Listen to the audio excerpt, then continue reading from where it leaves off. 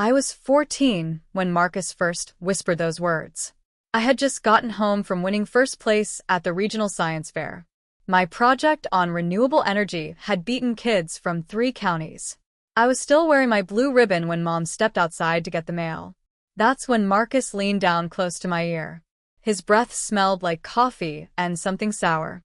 "You'll never be good enough, Ivy. Not for your mom. Not for me. Not for anyone who matters." He smiled when I stepped back, shocked. My ribbon suddenly felt heavy around my neck. The pride I'd carried home withered like a flower in winter. "Don't look so surprised," he added quietly. "We both know it's true." Mom walked back in, beaming. "Show Marcus your ribbon, honey." But he was already walking away, whistling like nothing had happened.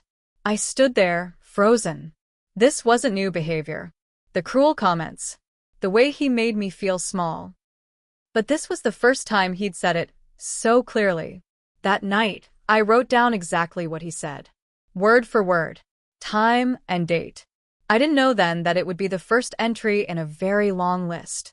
Marcus had everyone fooled completely. To the outside world, he was the perfect stepdad. He coached Little League. He fixed neighbors' cars for free. He brought Mom flowers every Friday.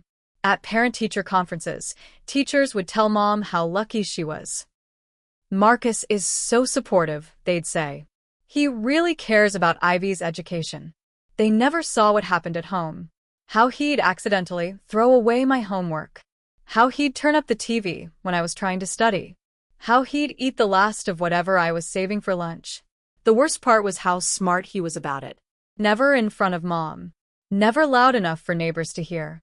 Always with that same innocent smile when anyone was watching. He knew exactly how to make me look like the problem.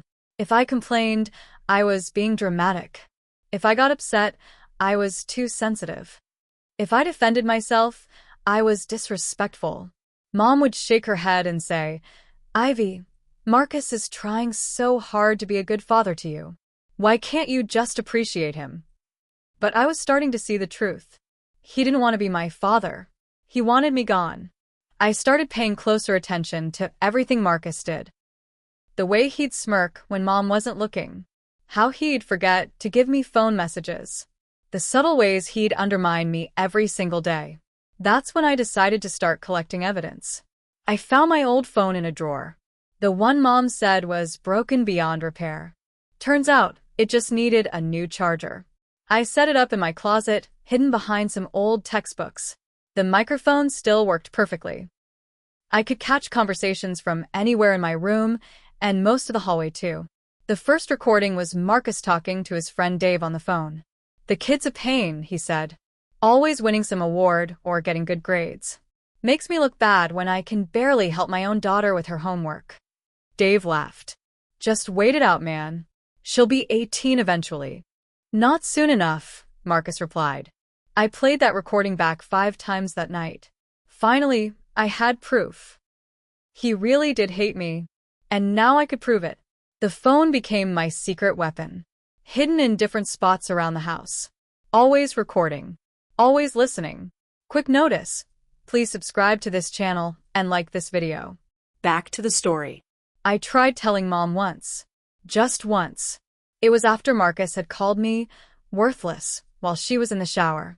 I waited until we were alone and told her exactly what happened. Mom's face went blank. She blinked slowly, like she was processing something too complicated to understand. "Honey, you probably misunderstood him," she said finally. "Marcus would never say something like that. He loves you." "But Mom," I heard him clearly. "He said I was worthless and that, Ivy." Her voice was sharp now. "Marcus has been nothing but patient with you. Maybe you're just stressed from school." Stepdad. She wasn't going to believe me. Even when I told her the truth, she chose him. That was the moment I realized I was completely on my own. Mom had made her choice long ago. She'd rather live in denial than face the fact that she'd married someone who despised her daughter. I never tried to tell her again. What was the point? Next time I spoke up, I'd have evidence she couldn't ignore. But first, I needed to collect a lot more of it. My 16th birthday was on a Saturday. I'd been dropping hints for weeks about maybe having a small party. Nothing big. Just a few friends over for cake and movies. Marcus forgot completely. When I reminded him that morning, he shrugged. Oh well, too late to plan anything now. But 2 days later, he threw a surprise party for his daughter Tessa. Same living room. Same decorations I'd been hoping for. He invited all my classmates, the ones I'd wanted to celebrate with. I sat upstairs in my room, listening to them sing happy birthday to her, watching through my window as cars filled our driveway, seeing my friends laugh and have fun at the party that should have been mine. That's when I heard Marcus talking to Tessa's mom on the phone. She's lucky I even let her live here, he said. Most men wouldn't put up with another man's kid. My hands shook as I checked the recording. Crystal clear. Every word. I burned the birthday cake Mom had quietly bought me later that week. Ate it alone while making copies of that audio file. Tessa got a party with 20 guests. I got the truth about what Marcus really thought of me. The letter came in April. Thick, cream-colored envelope with my name typed perfectly across the front. Inside was an acceptance letter to the governor's school for science and mathematics. Full scholarship for a 6-week summer program. I only found out about it by accident. The program director called our house when I didn't show up for orientation. Mom answered and looked confused. There must be some mistake, she said. Ivy never mentioned applying for anything. I grabbed the phone. What program? What letter? Turns out, Marcus had been intercepting my mail for months, throwing away anything that looked important. The acceptance letter, the scholarship notification, even the reminder cards. When I confronted him, he didn't even look guilty. You're not ready for something like that, he said. You just embarrass yourself. I wanted to scream. This was my future he was destroying. My chances at college, at scholarships, at everything I'd worked for. But I kept my voice steady. Where are the letters, Marcus? Threw them away. They're gone. That night, I called the program director myself. Explained what happened. Begged for a second chance. She was quiet for a long moment. We'll hold your spot, she said finally. But Ivy, document everything. This sounds like abuse. The cheating scandal happened in October. Tessa got caught copying answers during our AP history exam. Dead to rights. The teacher saw her looking at another student's paper and copying word for word. But somehow, I ended up in the principal's office too. Marcus stormed in, playing the concerned stepfather perfectly. This is ridiculous, he told Principal Chen. Tessa would never cheat. She's been studying for weeks. Then he looked at me with fake disappointment. Ivy's been struggling in that class. Maybe she got desperate and copied from Tessa's paper. I stared at him in disbelief. That's not what happened. The teacher saw Tessa looking at Ivy. Principal Chen interrupted. Do you have any proof of what you're claiming? Marcus jumped in smoothly. Tessa's grades speak for themselves. She's never had a problem with integrity before. What he didn't mention was that I'd been tutoring Tessa in history for months. That she'd begged me to help her study. That my grades in that class were actually higher than hers. I got suspended for 3 days. Tessa got a warning. I spent those 3 days building a timeline. Screenshots of our text conversations about studying. Photos of my handwritten notes that Tessa had borrowed. Evidence that I was helping her, not the other way around. I had been collecting evidence for 2 years when I finally organized everything onto a flash drive. I labeled it civics homework and hid it inside an old textbook cover. Inside that drive was everything. 52 audio recordings of Marcus saying cruel things about me. Screenshots of text messages where he complained about me to his friends. Photos of mail he'd thrown away. Videos of him eating food that was labeled with my name. I made 3 copies. One hidden in my school locker. One sewn into the lining of my backpack. One buried in my sock drawer under a pile of old clothes. This wasn't just about protecting myself anymore. I was building a case, documenting a pattern of emotional abuse that had been going on for years. Some nights I'd lie awake listening to the recordings, making sure I had everything organized by date and time. Making sure the timeline was perfect. because I knew that when the time came to speak up, I'd only get one chance. And I needed to be absolutely certain that my evidence was bulletproof. Marcus thought he was so smart, but he never knew I was recording everything. Marcus finally slipped up in front of someone else. It was Tessa's 17th birthday party. He'd been drinking beer all afternoon, and his filter disappeared completely. We were in the kitchen getting cake when he looked me up and down and said, "You know, Ivy's actually getting a decent body now. Too bad her personality ruins everything." Tessa's eyes went wide. She looked between Marcus and me, clearly uncomfortable. He laughed like it was a joke. What? "I'm just being honest. She's got her mother's figure, but none of her charm." I felt my face burn with humiliation. Tessa looked sick. Later that night, she knocked on my bedroom door. Her voice was quiet, almost whispered. "Ivy, can I ask you something?" I nodded. "Has Marcus ever said weird things about you before? Like inappropriate things?" My heart started racing. Why? "Because he's been making comments about me too. About how I'm developing and stuff. It makes me feel gross." I stared at her. Marcus wasn't just targeting me. He was doing it to Tessa too. "Do you want to see something?" I asked. I showed her one recording. Just one. Marcus talking about how both of us were becoming problems as we got older. Tessa's hands shook as she listened. Everything changed after that conversation with Tessa. We weren't just stepsisters anymore. We were allies. We started comparing notes, sharing stories, putting together a timeline of Marcus's behavior toward both of us. Tessa had been dealing with her own version of his cruelty. He'd been reading her text messages without permission, going through her room when she wasn't home, making comments about her appearance that made her skin crawl. "I thought it was just how stepdads acted," she admitted. "I didn't know it was wrong." We spent hours going through everything. I showed her my recordings. She showed me screenshots of weird text messages he'd sent her. Messages that were way too personal, way too inappropriate. The pattern was clear. Marcus had been grooming both of us in different ways, making us feel powerless, making us doubt ourselves. But together, we were stronger than we'd ever been apart. Tessa helped me organize evidence by date. I helped her understand that his behavior wasn't normal or acceptable. "We have to tell someone," she said one night. I nodded.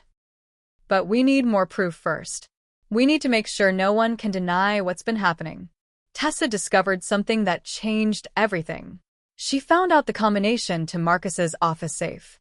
"He uses the same 4 numbers for everything," she whispered.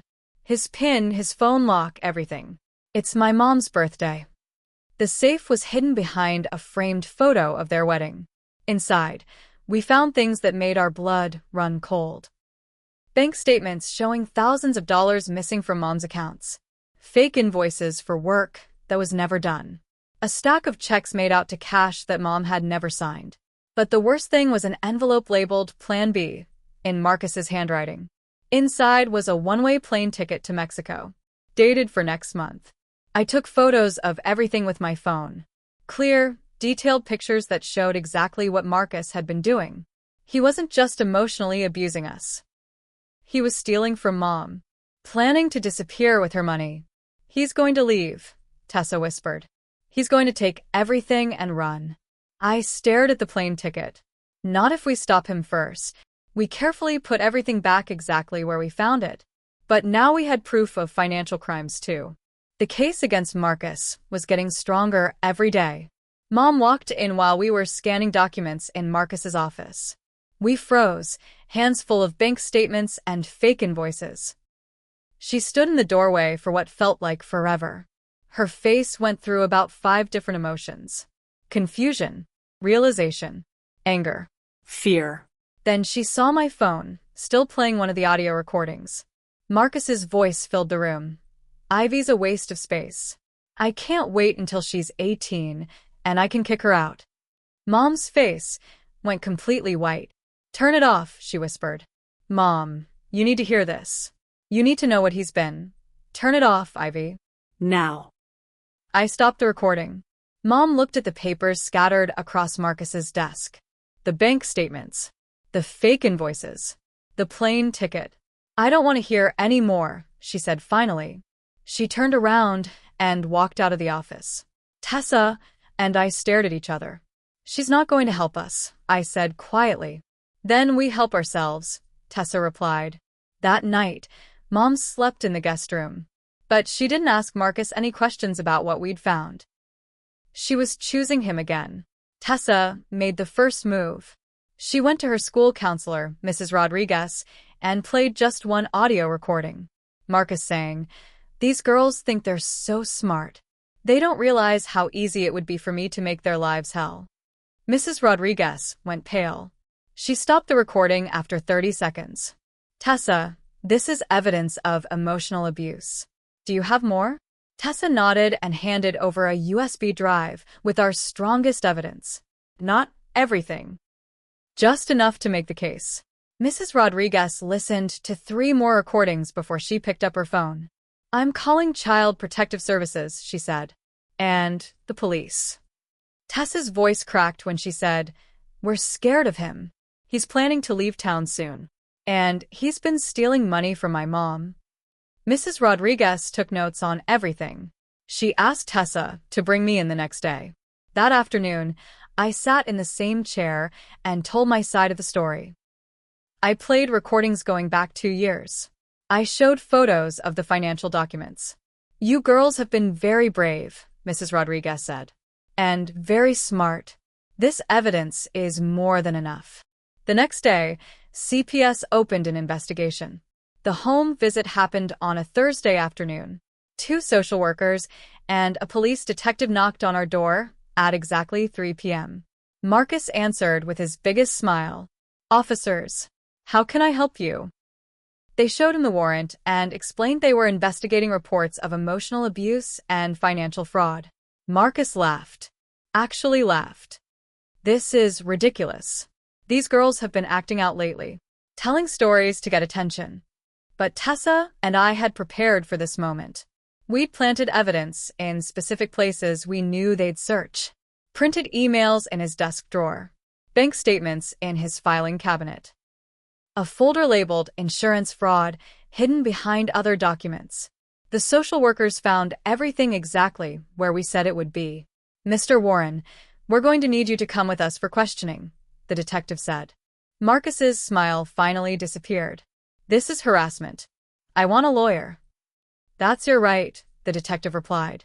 "But we're still taking you in." As they let him out in handcuffs, Marcus stared directly at me. His eyes were full of hatred. But for the first time in years, I wasn't afraid of him. I stared right back. The arrest made the local news. Local man arrested for fraud and child abuse. They didn't show his face, but everyone in town knew who it was. Mom cried for 3 days straight, not because her daughters had been abused, because her husband was gone. "You ruined everything," she told me. "We were finally happy." "We were never happy, Mom. You just chose not to see it." She packed a bag and went to stay with her sister. Left Tessa and me alone in the house with a bunch of unpaid bills and a refrigerator full of food we couldn't afford to replace. But we didn't feel abandoned. We felt free.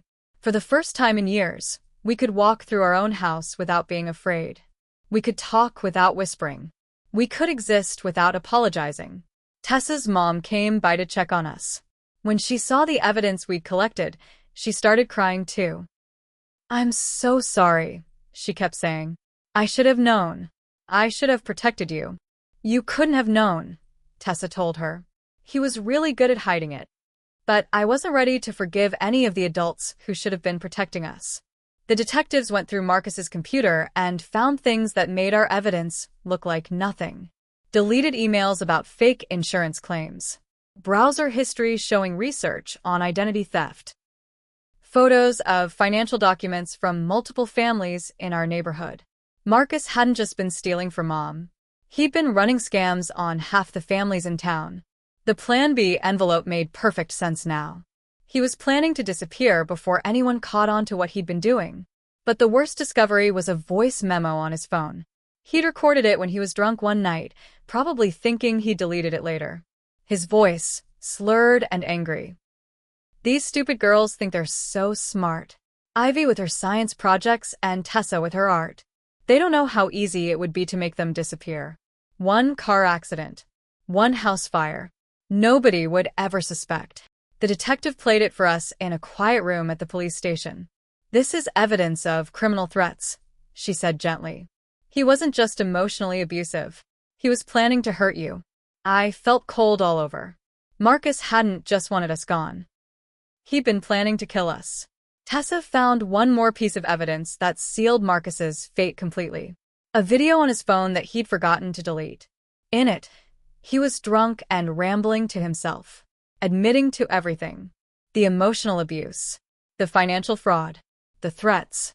Ivy thinks she's so much better than everyone, he slurred at the camera. With her perfect grades and her college applications. She doesn't know I've been sabotaging her for years. He laughed, cold and mean. And Lena, stupid Lena, still doesn't believe her own daughter. Even when the kid tells her the truth, she chooses me. They all choose me. The video was 12 minutes long. 12 minutes of Marcus admitting to crimes and describing exactly how he'd been manipulating our family.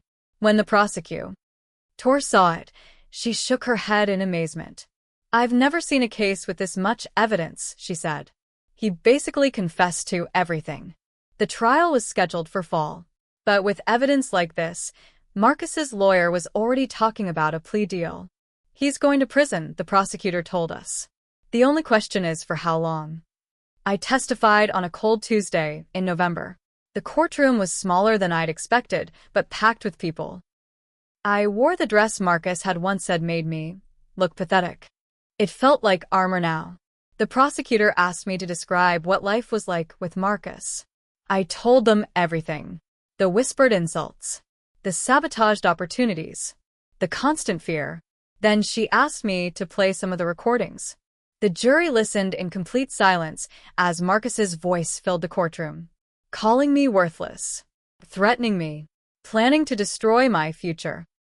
Marcus sat at the defendant's table, staring at his hands. He didn't look up once during my testimony, but I could see the jury's faces. Some of them looked angry. Others looked sad. All of them looked convinced. When the prosecutor asked if I had anything else to say, I looked directly at Marcus for the first time. You told me I'd never be good enough, I said clearly. But I was always good enough. You just needed me to believe I wasn't. His lawyer objected, but the judge overruled. The witness may continue. You can't hurt me anymore, I told Marcus. I took your power away. And I'd do it again. The verdict came back in less than 2 hours. Guilty on all charges. Financial fraud. Emotional abuse. Criminal threats. Identity theft. The judge sentenced Marcus to 12 years in prison with no possibility of parole for the first 5. He didn't react when they read the sentence. Just sat there like a statue while the bailiff put handcuffs on him. But I felt something crack open in my chest. Relief so strong it almost knocked me over. Tessa grabbed my hand and squeezed tight. We'd done it. We'd actually done it. After the trial, reporters tried to interview us outside the courthouse. We pushed through them without saying anything. We'd said everything we needed to say in that courtroom. That night, Tessa and I ordered pizza and watched movies until 3 in the morning. For the first time in years, we felt safe in our own house. Marcus was gone. Really, truly gone. And we were the ones who made it happen. Marcus sent exactly 1 letter from prison. 3 pages of self-pity and blame. He wrote that Tessa and I had ruined his life and destroyed his family. He called us liars and manipulators. He said we'd never understand the damage we'd caused. Not once did he apologize. Not once did he admit that what he'd done was wrong. I read the letter twice, then burned it in the backyard fire pit. Tessa watched the paper curl and turn to ash. Do you feel bad? She asked. I thought about it. No. Do you? No. He made his choices. We just made sure he faced the consequences. The next week, I started seeing a therapist.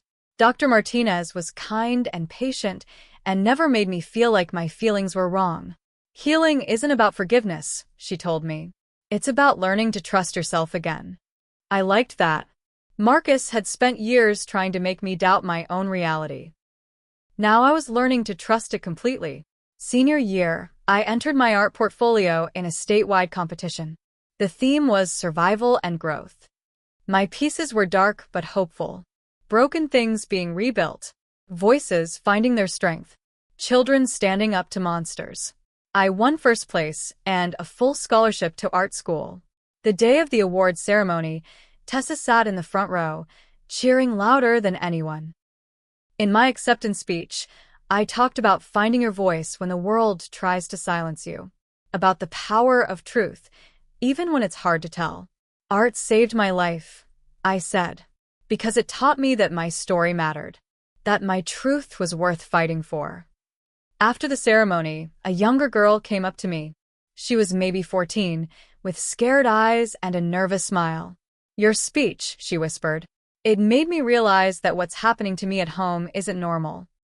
I gave her my phone number and the contact information for Mrs. Rodriguez. "You don't have to go through this alone," I told her. She hugged me tight before her parents found her. That night, I realized Marcus hadn't just hurt me. He taught me how to recognize when others were being hurt too. Mom called me exactly once after the trial. 6 months later, when the media attention had died down. "I just wanted to say I'm sorry you felt hurt," she said carefully. "Not, I'm sorry I didn't protect you. Not, I'm sorry I chose him over you.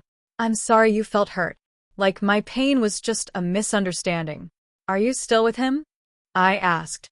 "Ivy, he's in prison." "That's not what I asked." A long pause. "I visit him sometimes. He's still my husband." I closed my eyes.